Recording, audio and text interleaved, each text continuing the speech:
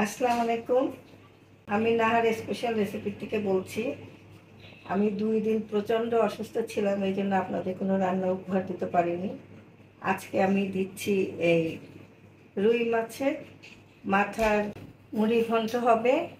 তো এটার জন্য আমার লাগবে, এই যে দেখুন, এই যে মাথা কেটে নিয়েছি। জন্য এটা লাগবে মুগ ডাল, তারপর পেঁয়াজ, পেঁয়াজ ভাজা, মরিচের গুঁড়ো, ধনের গুঁড়ো, আর আদা, হলুদ, রসুন, লবণ, আর ময়দা গোলা, আর এই যে দেখুন তেল। আমি যে পেঁয়াজটা ভেজেছি তেল দিয়ে, এটা সেই তেলটা দিলে এটা ঘ্রাণটা সুন্দর হবে।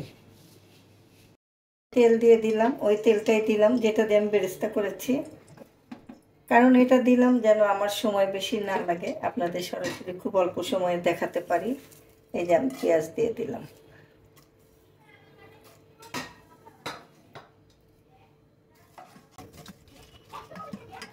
গরম হয়ে গিয়েছে, এখন আমি দিব আদা বাটা, খুব কম, 1 চামচ আদা বাটা, 3 চামচ রসুন,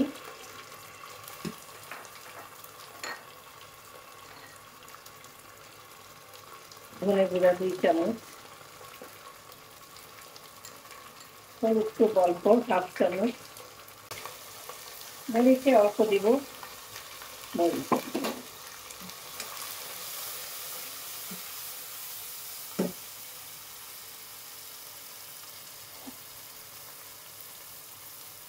এই যে মাথাটা দিয়ে দিলাম, মাথাটা এখন আমি ভালো করে কষিয়ে নেব।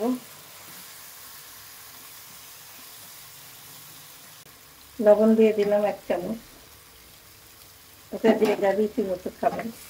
এখন এটা কষাবো।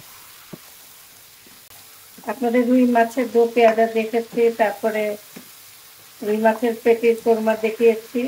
আজকে আমি দেখাবো মুড়ির ঘন্ট।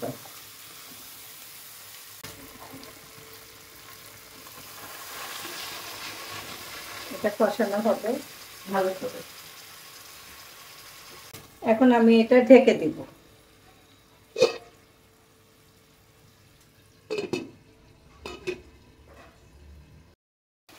একটু তেজপাতা, গরম মশলা দিয়ে দিলাম, এলাচ, দারচিনি।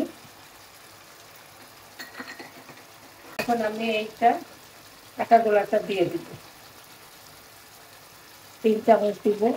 তাহলে এটা হবে কি, আমাদের এই জিনিসটা একটু গ্রেভি হবে, একটু পাতলা করে রাখলেও একটু গ্রেভি হবে, এটা আঠা আঠা হবে, খেতে ভালো লাগবে। এটা অ্যাকচুয়ালি গম দিলে ভালো হয়, গম বেটে। তো যেহেতু আমরা গম হাতের কাছে নাই, পাচ্ছি না, আমি এটা দিলাম। কষানো হয়ে গিয়েছে।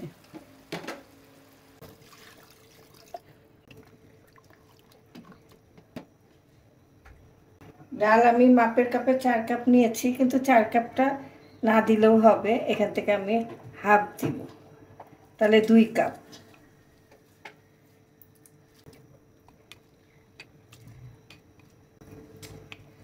মাপের কাপের 2.5 কাপ হয়ে গেল।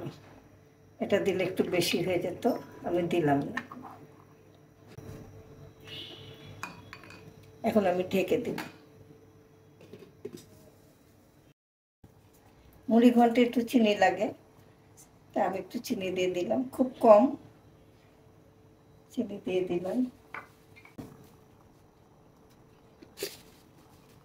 এখন আমি ঢেকে দিলাম, এইটা হতে আর 10 মিনিট লাগবে না, 5-7 মিনিটে হয়ে যাবে ইনশাল্লাহ।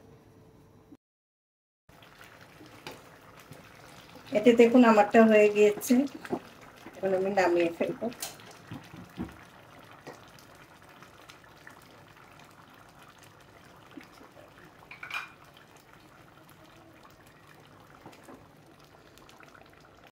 আগে আমি একটু ঘি দিয়ে দিব, জিনিসটা তাহলে খুব টেস্টি হবে।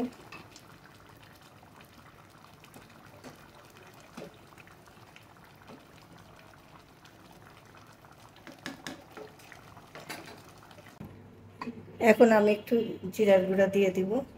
এটা হয়তো আপনার মনে হচ্ছে বেশি ঢলঢলে, না, এটা একটু পরে সুন্দর ঘন হয়ে যাবে। আর একটু বেরেস্তা দিয়ে দেব।